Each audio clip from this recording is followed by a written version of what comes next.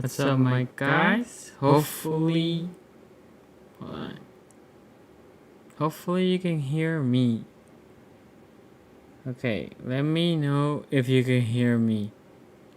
Damn, I sound weird.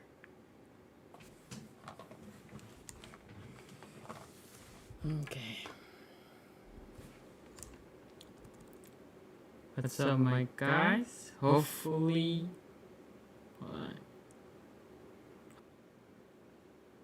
Okay, at least I can hear myself now. That's good. That's good.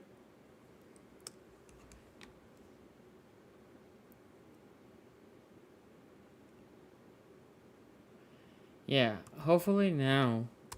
I don't know how I can echo or whatever.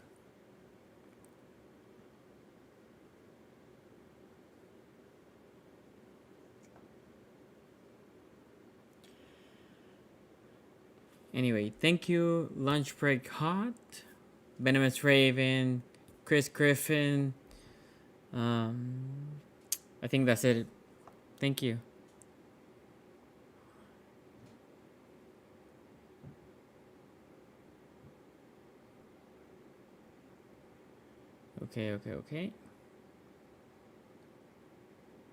Okay. Hopefully I sound better now.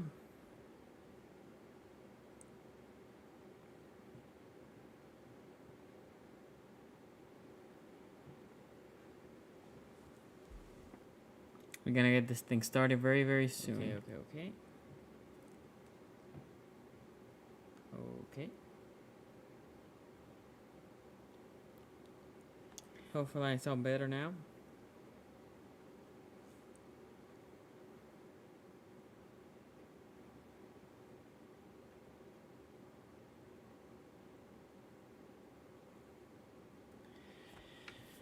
I see the echo problem. Okay, I got it. I got it under control.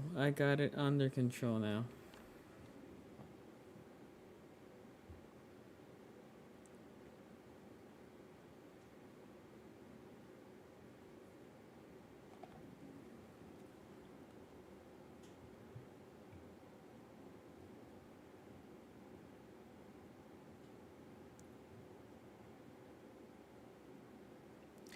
Yo, what's going on? Thank you for joining the live stream today. Hopefully we got this thing fixed. Hopefully. Shout out to everybody that is here. Let me know if for some reason this sounds bad or anything. Reality is I got some new equipment. I'm testing a bunch of stuff right now, trying to make the stream a little bit better. I have a new light, getting a new camera very soon, new mic. So hopefully all this is sounding good. At the beginning it was echo. Hopefully I fixed it. But if you cannot hear the fix, you let me know. And we will work on it. When you're doing these shows, you're producing, you're just moving a bunch of stuff all over the place, and it is what it is. Anyway, but I do like to have a good quality show. I don't like, because I wouldn't want to listen to echo stream. Anyway, shout out to Baltimore Boy, Chris Griffin, Venomous, Lunch Break. Hopefully you guys went back and watched the show yesterday for the AFC North Talk. It was a great show. Very, very fun. My guy Quincy, Ace, and Tony. Some delusional takes, which, Steelers fans specifically always have. Especially yesterday, he was gloating. But anyway, I don't know if you're a prayer person, but got exposed to COVID, so say, wait. Got exposed to COVID, so say quick prayer for me and my fam. Oh man, prayers for you, Chris. Prayers for you. No doubt about it. Hopefully everything works okay. Look, we have a good show today. We have a couple topics that I want to discuss. Let me do this here before I get started, because I'm gonna forget this. Where are we here? Boom. Profile. Boom. Okay, perfect. So, topics for today. Let's talk about first the guy that I always mispronounce his name, but you guys know who I'm talking about. It's the fullback / running back / TE Rushman, I think is how you pronounce his last name, but if not, I'll apologize for him. Look, this was a very, very, very, very crowded area. I see a lot of people losing their mind because of him, because we're not bringing him. I thought there was a small chance if we made Ricard D tackle or the backup D tackle, and then have him as a fullback.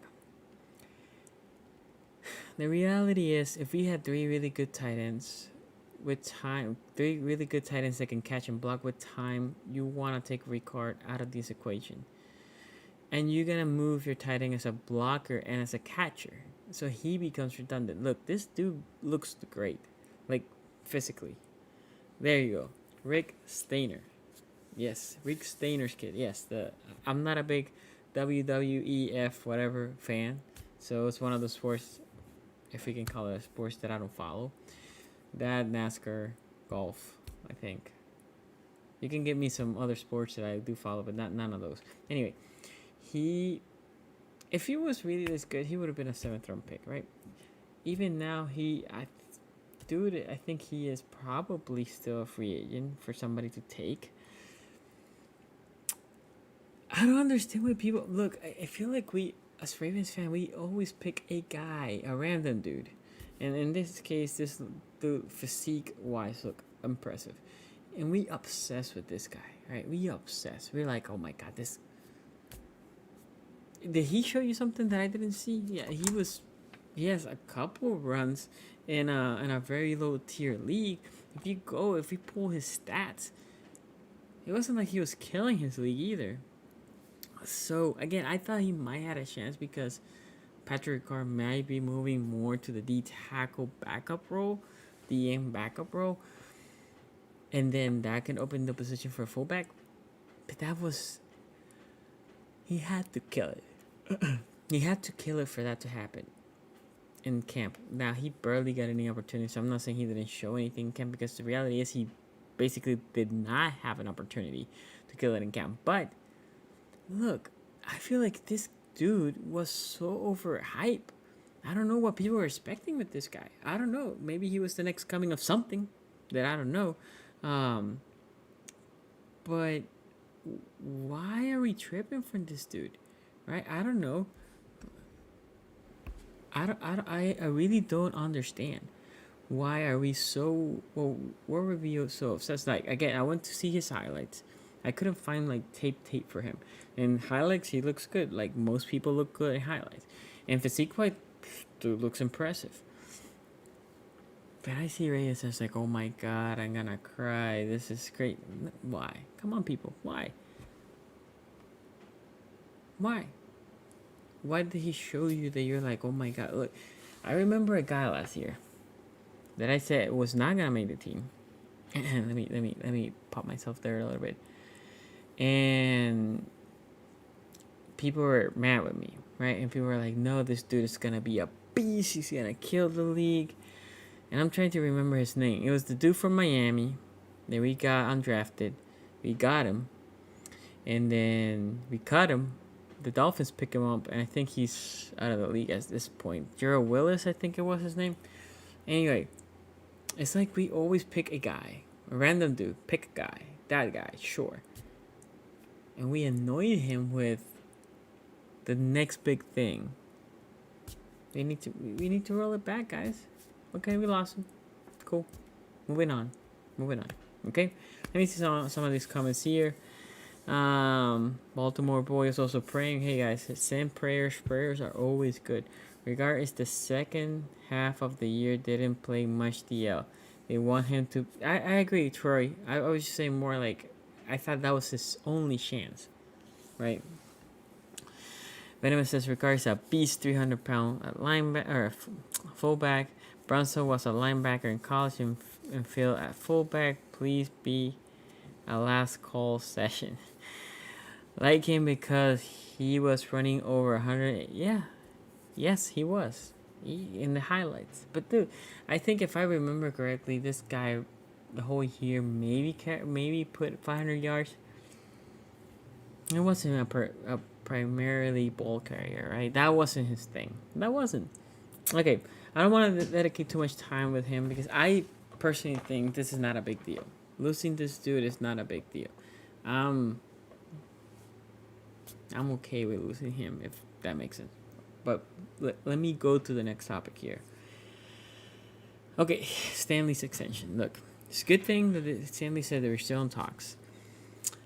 And I'm wondering, I think the salary is basically, they know. It's going to be 23 almost, right? 22 and a half is what I'm thinking. What I'm trying to figure out, where is the hurdle? So Judon's not the hurdle because Judon, they can, by league rules, they cannot negotiate with Judon anymore, okay?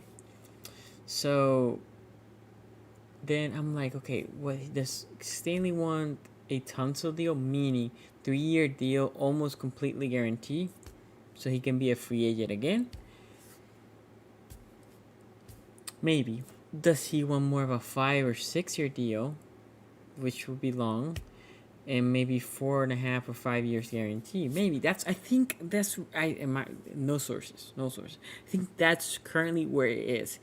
I wonder if he wants a 3-year deal, which is basically gonna be all guaranteed, or does he want a 5th or 6-year option, mostly guaranteed, but longer commitment? If I was Stanley, I will be a 3-year deal. Like, this is not, it's not good for the Ravens, but specifically for Stanley. 3-year deal. Stanley is 25. Let me see, because I don't. Ronnie Stanley. I think Stanley is 26. 3-year deal. He gets out at 29. Prime time. That's for left tackle. Nothing. He can get another 3 or 4-year deal, extensively paid, right? So I think Stanley is I think that's what probably they're debating. The Ravens, on the other hand, are probably wanting that 5 or 6-year deal, because if it is 23 at 6 years, that's gonna be a bargain in 3 or 4 years, which is crazy. I know it's crazy. Now there's a bunch of other components here, guys, that we need to talk about, because the 3-year deal is also a little risky for Stanley. Because in 3 years, look, if the salary cap collapses, then in 3 years, yeah, he might want 30, 27, 26, I don't know, whatever. There's not going to be any salary cap for him. This is not only for Stanley, this is anybody coming out. It's going to be quarterbacks. And then everybody's going to take a heavily discount for what we are now. So it's a risk where I think, if I was betting, they're probably going to do more of a 5-year deal. And they're probably right now, not the yearly average, but mostly concerned about that guarantee money. I think that's what they're probably negotiating right now. Okay? Okay, so the lunch break here says, by the way, go check their podcast out. Good takes. Jerry Willis is London Collins' younger brother. That's interesting. I didn't know that. Interesting. That's really a fun fact. We're talking about exactly. We're talking about fullback, and then you have a pretty good fullback, right? Just 2 things. Fullback, which of all positions is not as important. We put tight ends there sometimes to block. And second, you already have a good one signed for this year. So we have an extra lineman coming out of the backfield with Ricard. Fair. Hit that like that. Yes, please. And Mary, shout out to you. Thank you for joining the live stream. Okay, let's keep moving here, because I do want to have some time to take some calls. And there's a segment that I'm gonna dedicate that's gonna be a little bit longer, which is how. And this also is I'm gonna try to clip it and make it a separate video. Okay, so how we gonna have a season? But before that, let's talk about, if you don't watch the AFC North talk, I think it's one of the most light, fun, good debates for AFC North content purely that you can find. I might be biased because I'm part of the show, I'm part of the crew, and I think we're gonna do some more special things as time moves on. And soon after this, I'm gonna give you some announcements, and then we're gonna keep moving forward. Okay, so yesterday the paper I left it over there. Okay, so I'm gonna try to remember. So we rank outside linebacker and defensive lineman. And for the outside linebacker, I'm gonna tell you my rankings, and if you want to see the whole thing, go check them out. We put timestamps in those videos. Uh, uh, Gamer God, what's up, man? By the way, thank you. You were in the test stream. I did a test stream today because again, and you might see popping some test stream because I'm trying to get all these things work together. Anyway, Ravens fourth for the outside linebacker. I had the Bengals third. I had the Browns second, and the Steelers I think had the best duo. And Myles Garrett is the best player, but the second tier for him is not as great. I think the Ravens are good. I think the D linemen will make them great.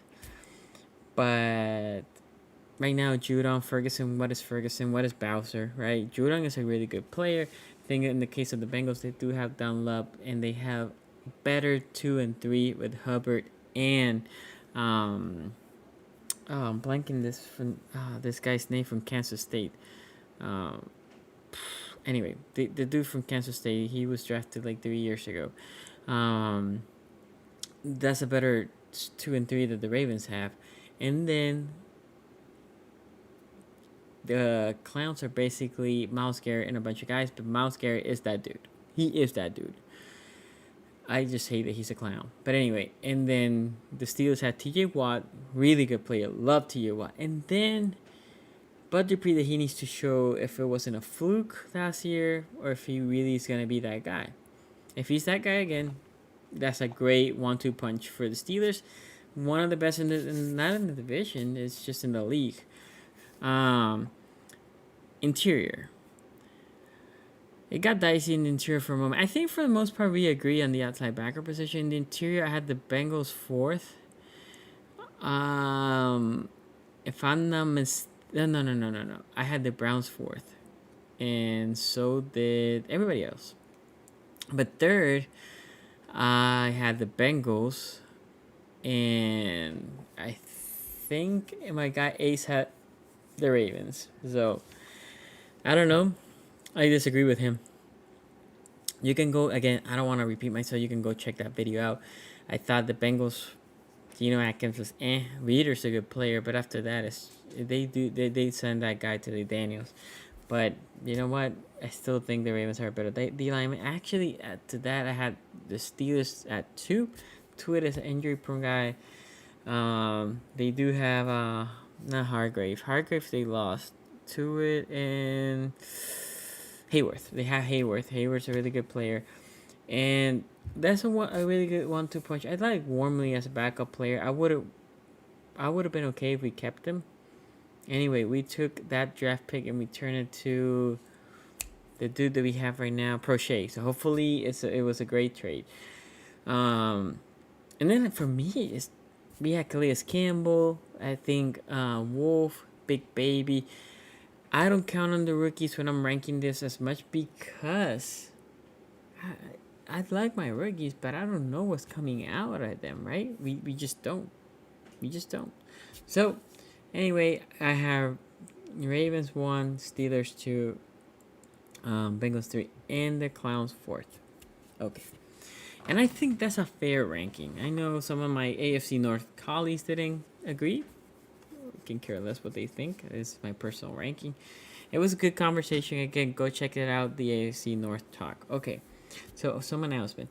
As the season's, we're getting close to start, this show is gonna move to Mondays. And I move to Mondays probably at 9 p.m.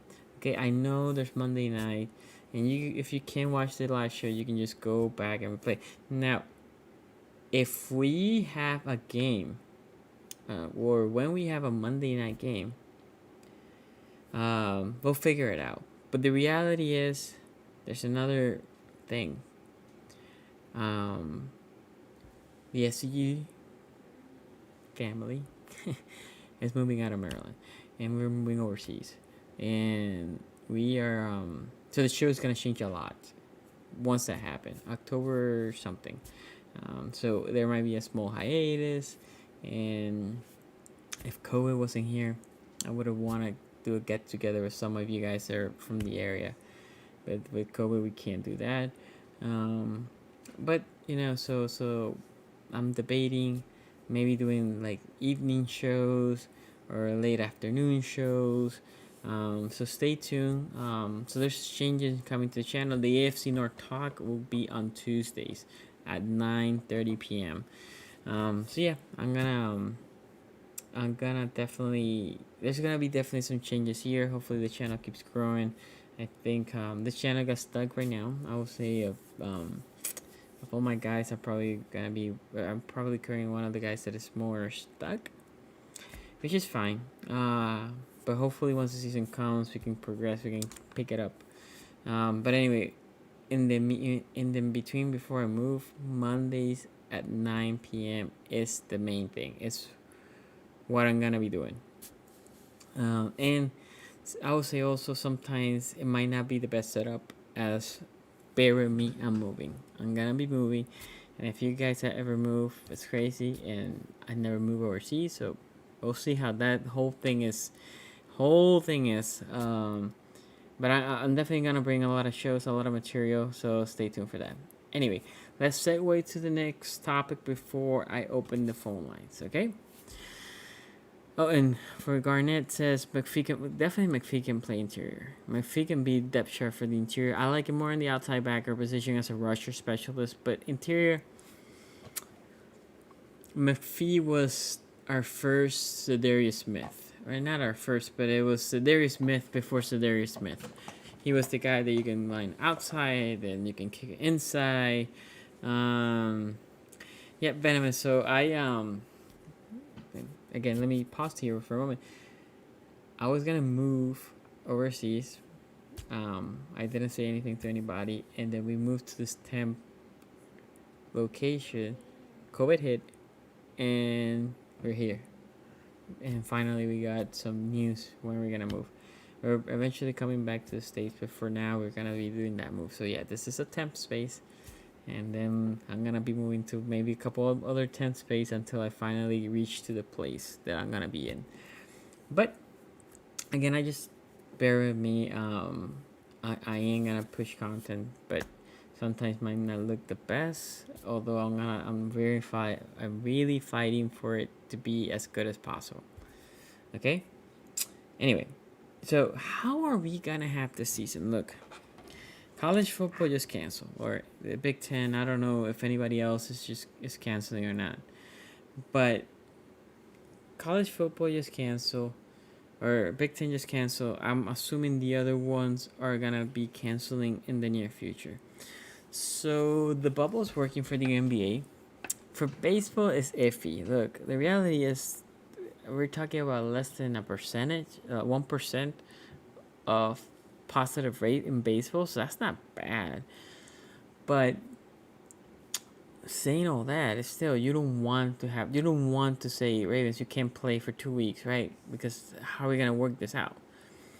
So what I think they should do is, you're gonna extend the season with my idea, but you're gonna make different bubbles. Okay, so how, and the schedule is gonna be blown out. So this is how you do it.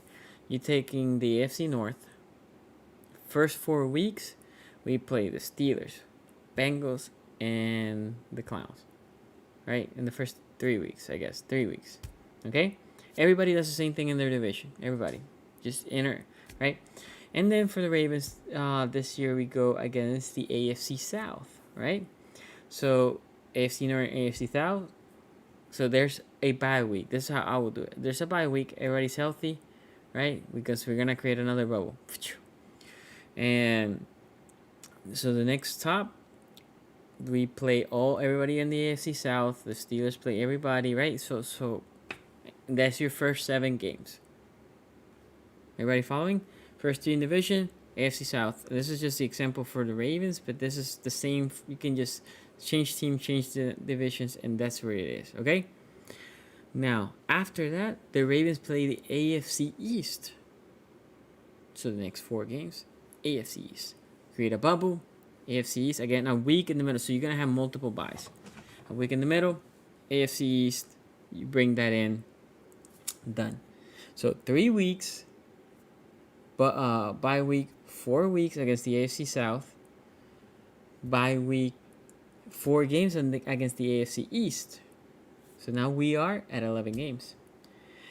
Now you take again, I think you test everybody. You don't have to make a bye week for this one, but you test everybody, create another bubble between Kansas City, the Ravens, and Texans and the Patriots. Those 4 teams, right? For 3 weeks. And you're going to do the second place and the third place and the fourth place of all the divisions, right? Actually, you don't have to, in the case of the Ravens, not the Texans, because that's part of the division over there. So it will be, you bring those 4 teams, but in the case, there's only 3 games played, right? Ravens play 2 of those games, and the Texans will play 2 of those games, and so on. Everybody's going to play 2 of those games during that time frame. Okay? Which is fine. And it will work. Basically, it's a 2-week mini bubble, and you keep extending it, right? So at this point, if my math is correct, as I'm doing this live, we are at 13 games, right? And basically, you're hopping from bubble to bubble to bubble. First bubble, AFC North bubble, then AFC North and AFC South bubble, and then AFC North and NFC East bubble, and then first place teams bubble. Now you're in 13 games, and then you finish the season. I think this will work. Everybody's last 3 games is division. So the last 3 games, you go Bengals, Steelers, Browns, or whatever the order. It really doesn't matter the order. Boom, finish, done. I think it's the most logical. And you can also say, okay, instead of 16, we're gonna do a 14-week season, since we're gonna probably have multiple buys, and you're gonna take that first place record, and we're gonna throw that away. So in the case of that means we don't play Kansas City, we don't play the Patriots. You could do that, right? And it's a 14 game. And you're gonna say 14 games. We're gonna add up playoff this year, a playoff seeding, and it is what it is. That way, because we got multiple buys, we can roughly finish in the same spot. I think that will work. I think at that point you're containing, you're bubbling the players, and you're bubbling inside of more realistic bubble. You're going with smaller bubbles at the beginning with just 4 teams, and then you're gonna expand to basically 2 weeks of 8 teams, right? And that is a bigger bubble, but it's doable, and so on. I actually think that is a way to prevent a cancellation of this season. Because I'm not gonna lie, I'm worried, because the problem is baseball is more flexible, so canceling a game here, it really doesn't matter. In football, let's say the Steelers had COVID, can play for 2 weeks. Let's say 40 players test positive or whatever, 20 players can play for 2 weeks. That is huge, because where are you gonna introduce those games again? It's hard. Basically, these other bubbles that I'm mentioning, for example, if the Steelers get COVID while in the bubble of the AFC North, all those games are between all these players. It can be moved, because it's the same conference. It's the same hit for everybody. If it happens against the NFC East, it's the same hit for everybody, right? So I think I haven't heard this proposal at all. I haven't. It could have been out there. I don't know. I haven't. But I think it's the most logical proposal. You can even scale it down to 14 as you're introducing some bye weeks in the middle. But I think it makes sense. You start in the AFC North in the case of the Ravens. You end in the AFC North, right? And then AFC South, NFC East, boom, boom. And then before you hit the last AFC North schedule, you take that small portion of the schedule. Every first place team from last year play each other. Every second place team, third place, and then you contain those bubbles and keep moving forward. I think it's the one that makes, in my opinion, the most sense. But I would like to know what you think, because in this scenario, there's no fans, right? Which sucks, and it would change your schedule. It will change your schedule. it won't give you a break either. Meaning, when you go to the division, it's division, division, division. When you go against against another division, so there's no, oh, let me play a North here and then let me play a NFC East here. There's none of that. It's basically compacted. So I think it will still be fun, but I would like to know what are your ideas. So let me see here. Troy said Pac-12 canceled too. Okay, I didn't know that. Our scouting department will be tested for the next 2 years. Yeah, I agree with that, Garnett. I think especially with all the salaries. Yep. Shout out to my Raptors. We the North. I'm not gonna lie. I'm surprised with Raptors. I didn't know they were gonna be this good this year. I thought they were gonna be eh.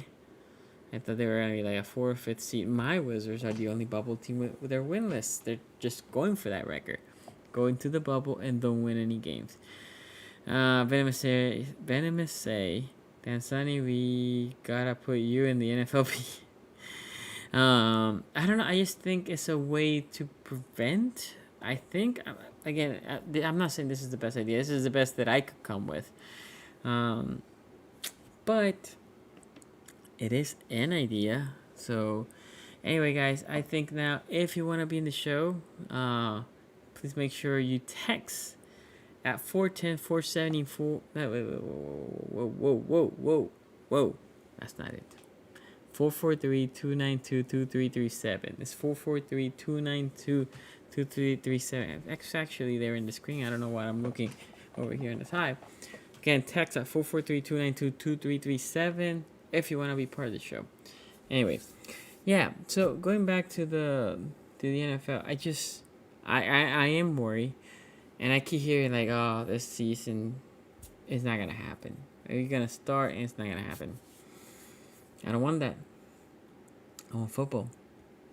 I think this is the year, and it makes sense to take small steps and small precautions to just try to avoid some just bad, right? Canceling a season, that's just be horrible. It would be horrible. So anyway, I think, I don't know, I would like to know what you guys think. I think it is, like I said, an idea. Not the best one, maybe. But I think I see bubbles working, NHL is working, NBA is working, baseball has, again, only 1%. But still, it's better to prevent as much as you can. Because I do want football, and I think all of us want football. So let's try to be smart. It will suck not having fans because I would love to go to a game, especially me leaving in October. I would have loved to be in one of those games before I leave because I'm not gonna be able to unless they go to London. And then I can fly to that area. But even with that, I don't know about you guys. Last time that the Ravens were in Europe, I don't know if you remember what was that against the Jaguars. It wasn't pretty. I want them to stay here in the continental U.S. The season will happen no matter what because of the power at hand. I'm hoping. The problem that I see is if a couple of weeks gets canceled, how are you gonna reintroduce those weeks, right? How, like in baseball, they're like, just do a doubleheader there, put a game there, and then we can figure it out. But it's definitely hard. Okay, so let me see how I'm playing here. For some reason. Okay.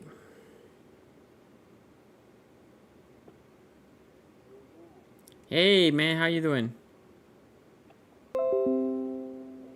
Hello? Can you hear me?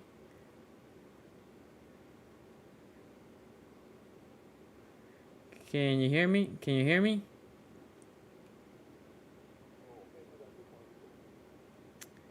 Hold on.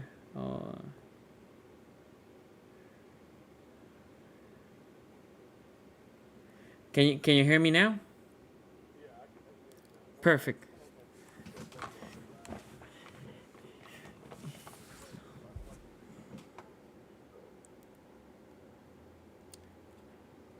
where did I put the remote? That's crazy. Okay. Oh, there it is. I got you. Who do we have on the line? Hey, man. Wow. You don't know who I am yet, man? God dang. Is it All Garnet? right, man. Is this Garnet? Yeah, Okay, bro. okay. I wasn't sure. I didn't want to offend anybody.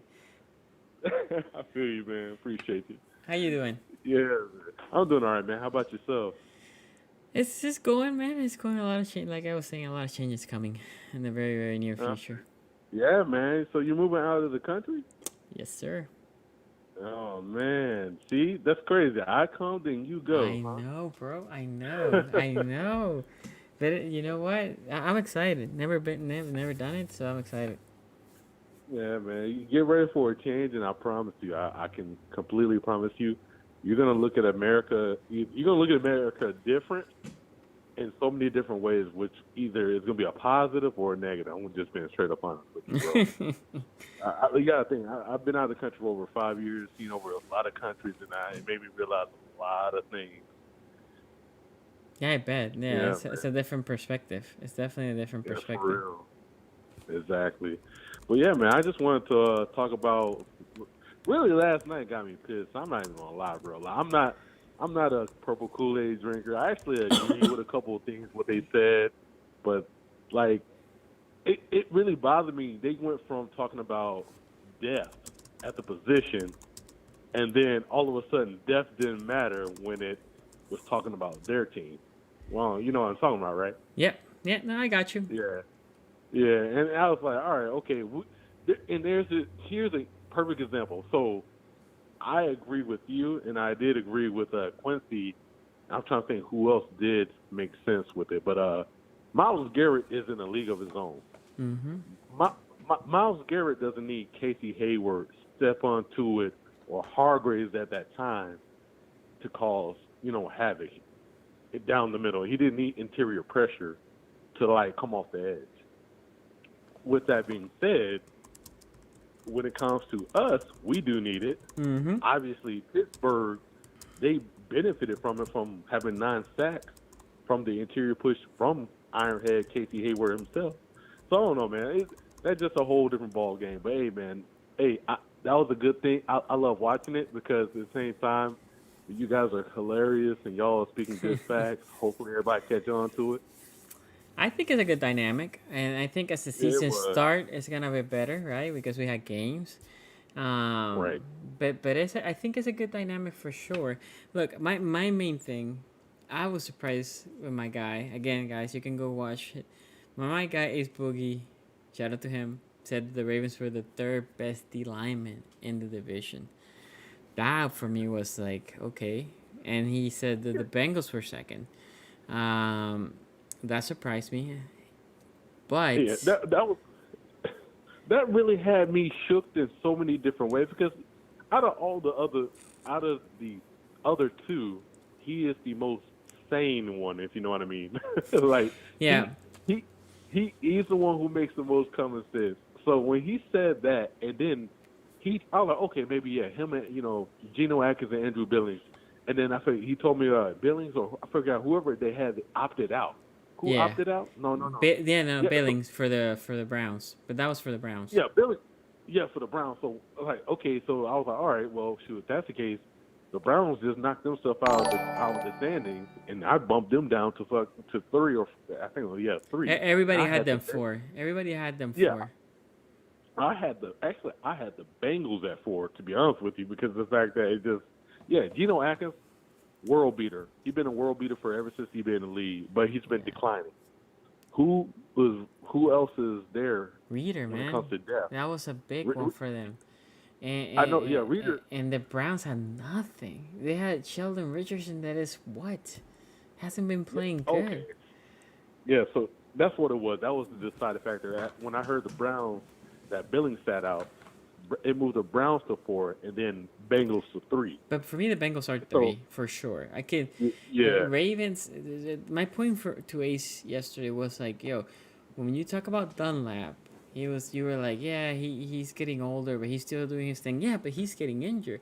And then we talk about Calais Campbell. Calais Campbell hasn't missed a game in 5 years, and still Pro Bowler. You're talking about one of the best in the leagues and the interior D lineman. So for Yeah. your guy, it was okay to say, he's older, but he has really not declined. Where's the decline in Calais? There's no decline. Yeah, it's like you pick and choose what you choose your narratives in that whole Yeah. Now, and so the one thing that I go will ahead. say with the AFC North, and this is fair, like when I talk about the Ravens, I try not to be biased, but I'm gonna be biased. When and the No, main thing for you guys when you watch the AFC North, what the other three think about the Ravens, right? And when Tony talks about the Steelers, Tony goes insane. I mean, Tony goes to another level. But the same thing, right? Then you can see what Quincy as a Browns fan, what I think about the Steelers as a Ravens fan, and then you can also see what Ace thinks about the Steelers as a, and so on, right? Because we are all fans, right? We do. I try. Again, I rank the Ravens fourth in the outside linebacker. I try to be objective, but the reality is I'm gonna be a little bit biased for my Ravens, and they all are gonna be yeah, like that. And Ace has a very last year Ace said that the Bengals were gonna finish like with 6 wins. I think he said. I said Ace, I don't see it. And this year I think the Bengals are gonna be better. And I think this year, in my opinion, they can reach that 6 game win, maybe 7. Um, and I think he's a little bit higher than me and the Bengals. But again, it's just good fun conversation. So it is. And that's what I loved about it. Everybody, like to be honest with you, a lot of great facts were said from each, camp, I should say. But in the same time, though, it's like, come on, man, like it's like you try to throw a little sly argument inside of the other argument. mhm, It was pretty crazy. But yeah, I loved it, man. I hope everybody tuned into that. But yeah. I so did you so what are you? I meant to ask you this last time that we're talking. What are your expectations in the next month? Which is crazy, right? Yeah, so again, I say this publicly. I hated that the NFL opted out of preseason. I would have been okay with a Right. 2 game preseason. The players, in my opinion, needed those reps, putting Pats against another team. I think and at worst, it also serves you as a mock of the season for everybody, for the refs, for everybody. If somebody for some reason would have had COVID during the game, and you could have done it 2 preseason game and then 2 weeks and then leave 2 weeks and then start the year in case somebody would have got COVID of one of the teams. But again, then that will make you react. How will you react if it actually happens during the season? So I don't Right. get why they cancel the season, but I digress. I think during this next month and a half, what we're gonna see is we're gonna see a lot of people hyping X player. I can already see a player being hyped, and we had to be careful with that, because we're not gonna see any games or any preseason or any pads. This is gonna be a very tough year for somebody will actually have to murder practice for coming out of Right. nowhere and making the team. Like when we talk about Pierce a couple years ago, he had preseason games that he had on tape, and that's how he made the team. There's not gonna be a Michael Pierce this year unless he literally murders the practice week in, week out. Can't be like, oh, he's flashing. If you're flashing, you're gonna make the practice squad.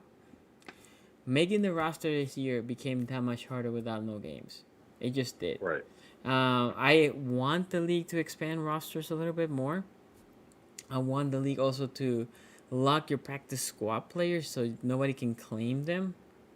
I understand that will suck for the player. I will actually bump their salaries up because to have this in effect. But Uh-huh. I think, man, it just sucks.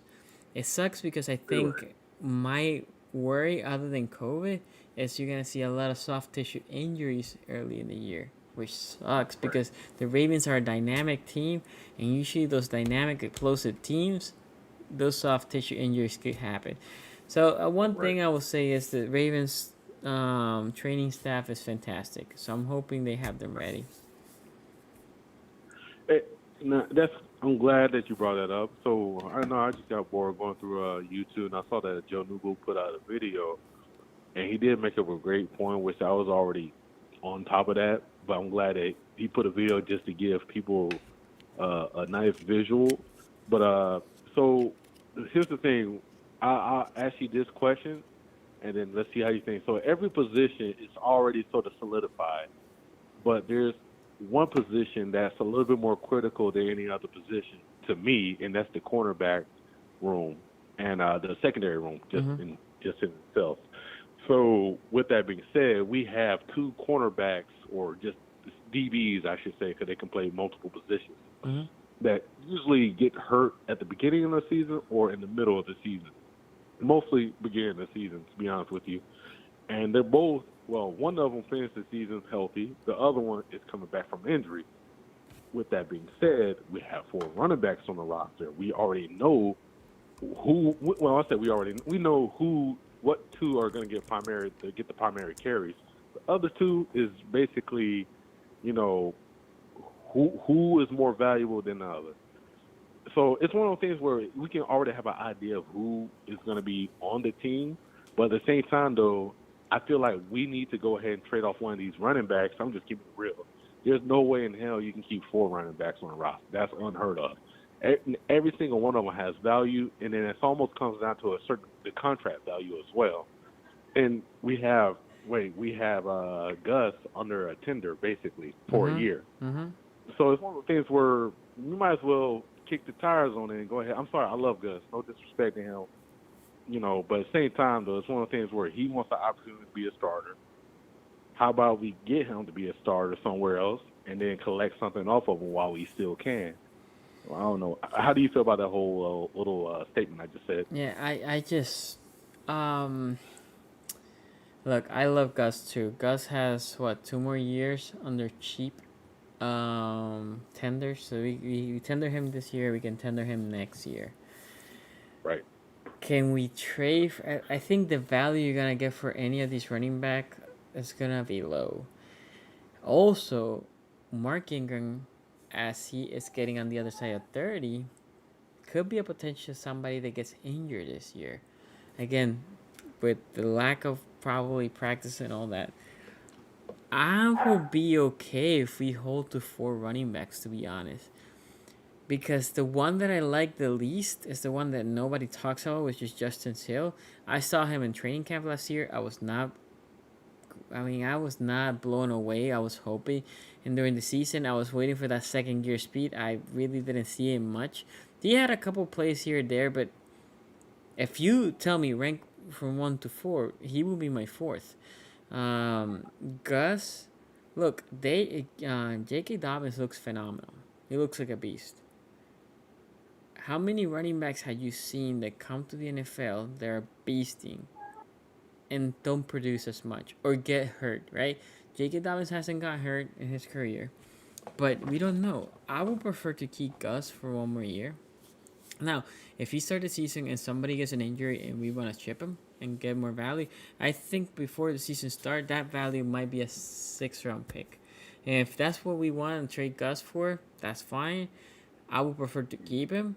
Because if for some reason Mark Ingram gets injured, if for some reason JK gets injured, then you can slide him there and he can produce.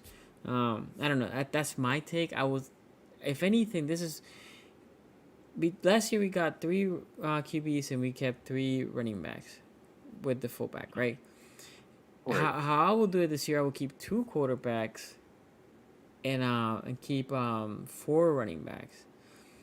And one of the third quarterback, either McSorley or Huntley, it will be in the practice squad, and you keep it like that. That's how I will do it. Because again, I just worry that injuries could happen, and Gus is such productive, and he works so great because he only needs a small hole. Now he's not east to west, but running straight, which is on a read option. That's the inside.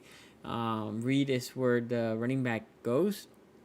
If the hole starts there, he's hitting it hard, and if you come between him, he will break that tackle and will always do. He always has gain. So I think there's a lot of value, in my opinion, to keep him. Yeah, I feel you on that. I understand where you're coming from. It's just the fact that that whole AFC division. Well, yeah, the division can have me sort of twisted a little bit. The fact that we knew Mark Ingram was hurt, and then Gus came in. He had a nice couple of runs, and all of a sudden we just didn't want to give him the ball. We chose to give the ball to an injured player, an injured player over him, which sort of blew my mind. Yeah. Justice Hill, it's hard to really comment on him because of the fact that I need more carries from him to actually give a legitimate comment. Yes, we try to put him on special teams, returner wise, but I wanted to see him have the ball more. Like, it's something about him I like. He's more diverse. You can come out the backfield, fling him out. Got a nice set of hands. I like the idea of Justice Hill. He is the perfect complement for Mark Ingram and for Gus Edwards. So when we drafted him, I was like, this is the perfect complement. In the limited, now I understand running backs need a little bit more to produce, to get into the flow of the game. But in the time that he was there, man, like Gus Edwards wasn't there for a lot of snaps, but when he was there, boom, he always produced. He was there, ready to go. In the case of Justice Hill, I didn't see that. Now, I always give up pass to rookies, so this is why I'm not saying cut him. I'm saying I would like to keep 4. And again, if injuries happen, the league knows these guys have 4.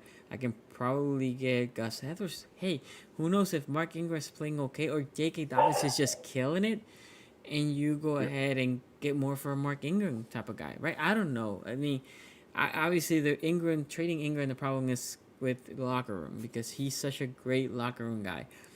But still, you would have to do what is best for the team, and DeCosta will know that at that time. Yeah, and the thing about it, we're never ever going to trade Ingram. For this upcoming year, there's no way in hell.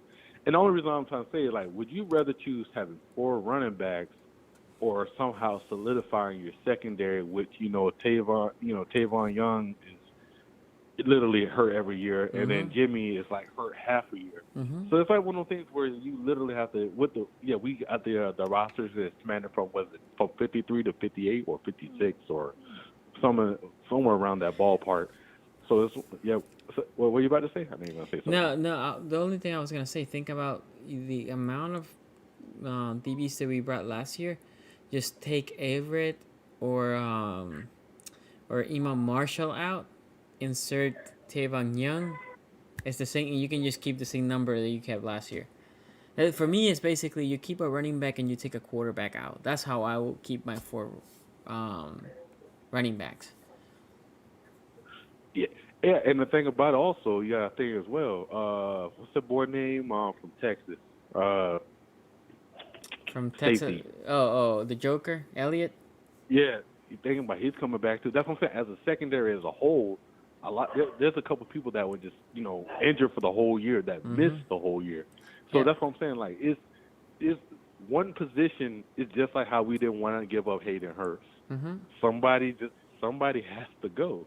Like it's crazy as much as, you know you don't want to give up nothing, but you got to give up something. Yeah. And that's where I'm sort of, and that's the only thing that sort of sucks. And that's the only reason I'm trying to get at, because like when I saw the video, I thought about it a while back, but watching that video solidified, like, okay, yeah, there's no way in hell we can keep 4 running backs. Like, unless we can like have a way where you can't steal nothing off our practice squad, there's no way, man. Like, we still need a backup tackle, to be honest with you. Like, it's something got to stay and something got to go, bro. Yeah, I need to make my 53-man roster video. I need to sit down, finish my 53-man before. Dope. Yeah, that will be a recorded video. I need to make that one up, and that way we can maybe in the following live discuss it. If I were you, I'd get on that. If you do that now, man, you'd be ahead of the ball game, bro. Yeah. I'm definitely tuning into that. Okay. Thank you for calling, bro. All right, bro. Take care. Yep. You too. Okay. So again, I apologize because I do have I'm still working on this stuff.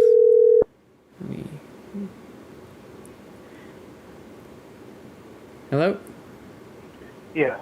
Hey man, how you doing?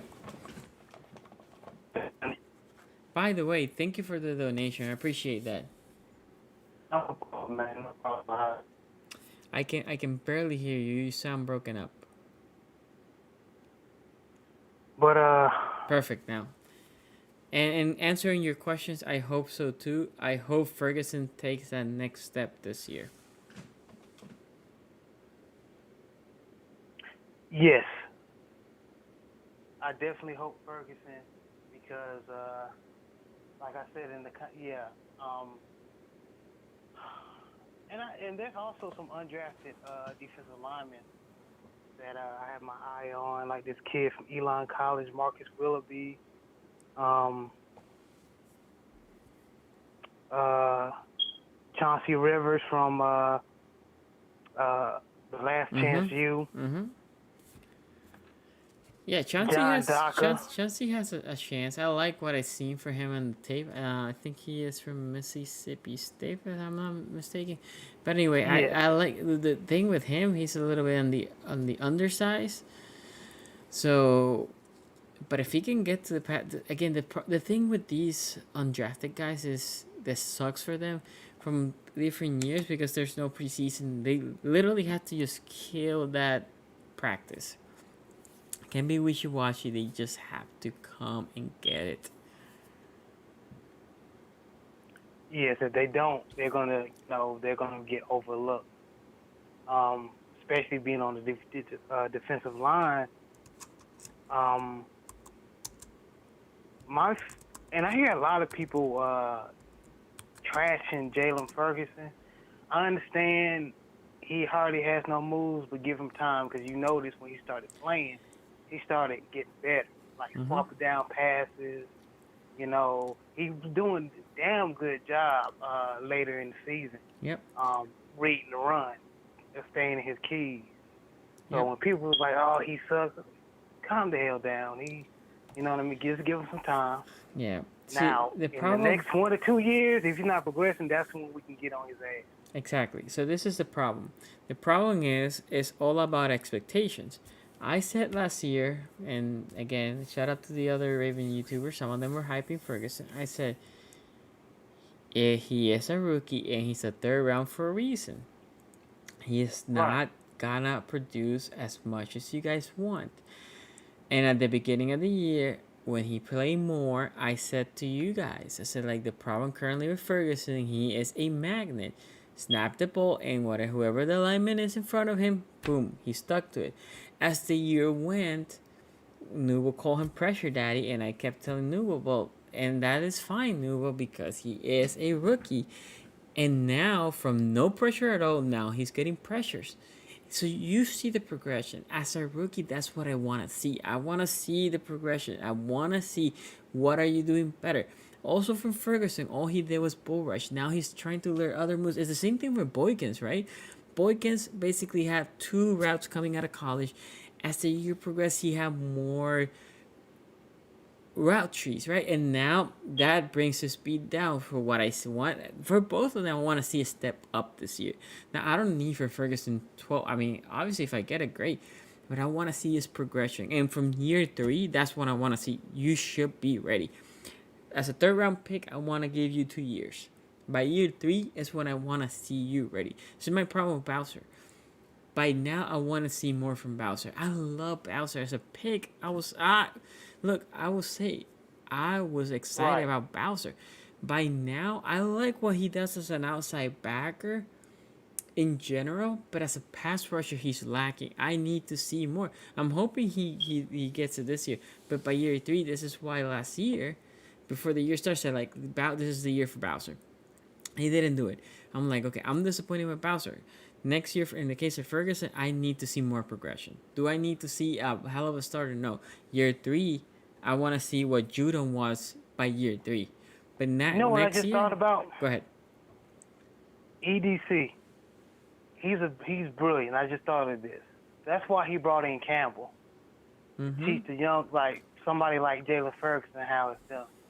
So if Campbell can't, trickle down his, pass rushing genes on Jalen, then he's gonna prove that, his doubt is right, man. I think 2 things. I think Campbell is here for a couple things. First, he provides pass rusher for the inside. Second, I'm pretty sure you're gonna see Ferguson lining next to him. That will help Ferguson a lot. Third, Campbell and Wolf. Look at this. How many interior D linemen we drafted this year? 2, right? Washington, and we drafted Amarabuki. I think those 2 guys are there for a reason. I think one of them is going to be your starting DN for Wolf next year. And then the other one potentially will be there for Campbell or for Big Baby the following year. So that in itself is genius, right? Because you didn't have to draft an early round pick, right? Marabuki is an early third, and the other Washington is I think it was a 4th or a 5th round pick. Anyway, and they're developmental guys. In the case of Ferguson, Campbell will also help him. He has 2 mentors. He have him. He has also McPhee as a pass rusher, right? But then in game, you put him next to Campbell. Campbell will help suck those tackles in the end.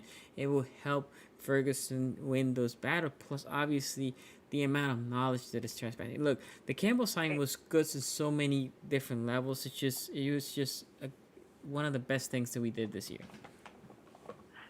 And I agree with Troy and Venomous Raven. If I'm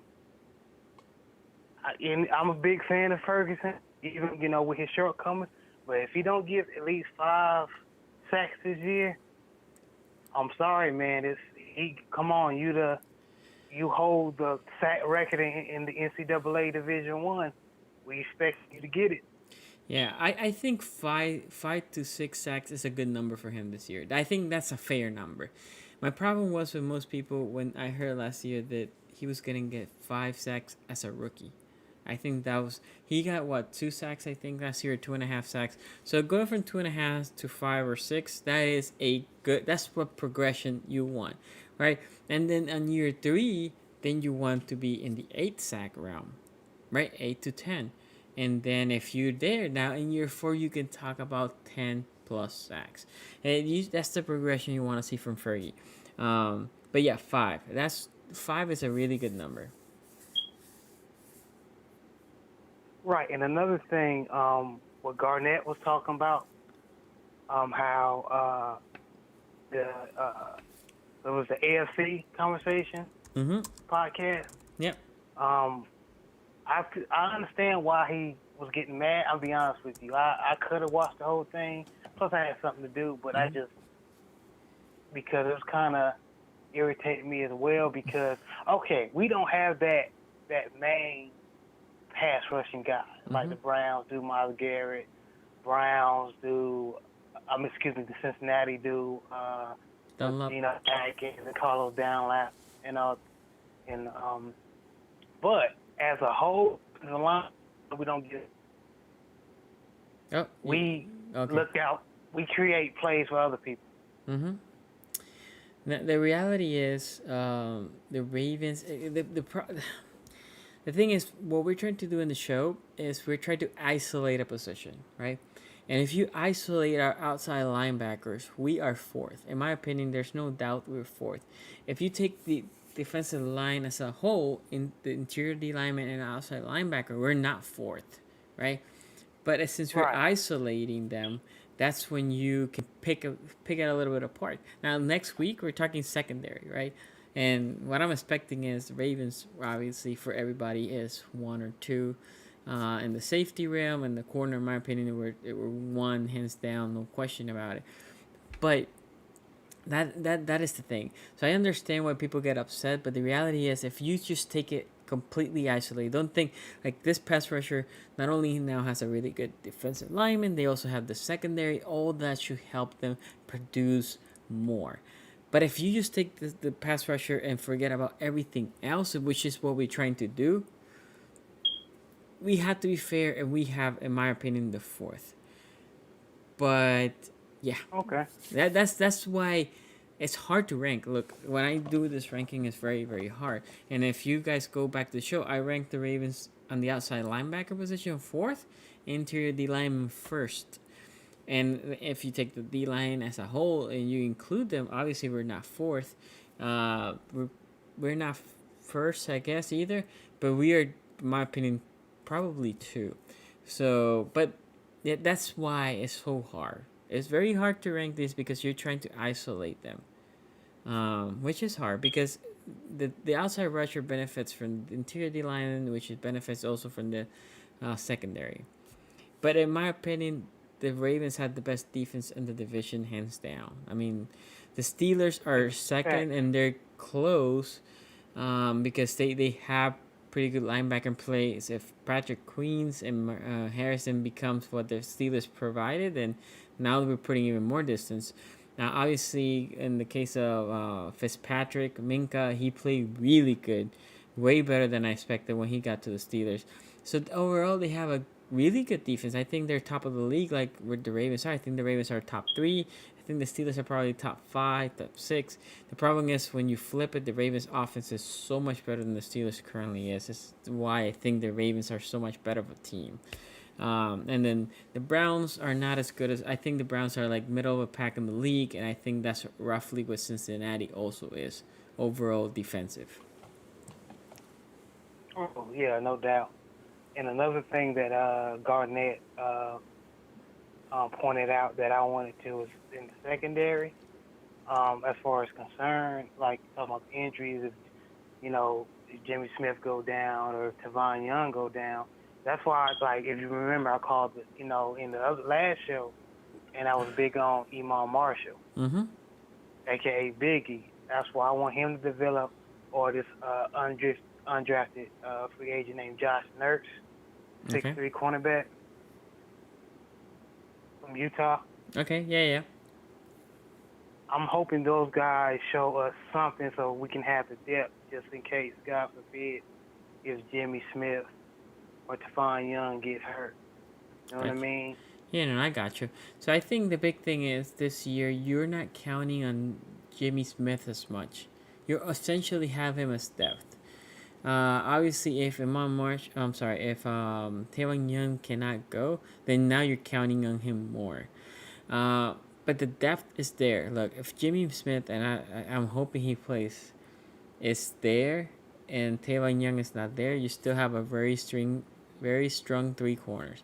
If Jimmy Smith is not there, Tavon Young is there, then it's great because Tavon Young is excellent in the slot, and then you can let Marlon Humphrey be in the outside and Marlon P. So my point is, you can sustain one big injury and still have a really strong secondary.